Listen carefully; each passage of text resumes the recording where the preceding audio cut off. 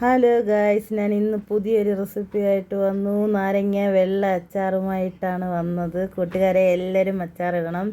നാരങ്ങ കഴുകി തുടച്ച് ഒരു നാരങ്ങ 8 പീസാക്കി കൊച്ചായിട്ട് അരിഞ്ഞതാണ്.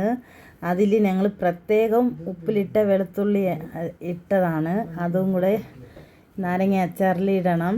ഇട്ടതിന് ശേഷം ഉപ്പ്, വിനാഗിരി, കാന്താരി മുളക്, വീട്ടിൽ പിടിച്ച കാന്താരി മുളക് ഉണ്ടെങ്കിൽ ഇട്ടാൽ നല്ല ടേസ്റ്റാണ്. ഈ അച്ചാർ ചോറിന് നല്ല ടേസ്റ്റാണ്. വിനാഗിരി, ഉപ്പ്, ഇഞ്ചി എല്ലാം ഇതിലിടണം. ഈ നാരങ്ങ ചൂടാക്കിയൊന്നും വേണ്ട, വെറും പച്ചയ്ക്കാണ് ഇടുന്നത്.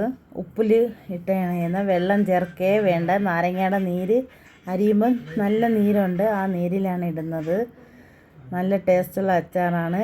ഇതിൻ്റെ കൂട്ട് ഇത്രയേ ഉള്ളൂ. എല്ലാ കൂട്ടുകാരും ഇടണം. നല്ല ടേസ്റ്റുള്ള അച്ചാറാണ്. ചോറിന് നല്ല രുചിയാണ് അച്ചാർ. എല്ലാ കൂട്ടുകാരും എൻ്റെ വീഡിയോ കാണണം.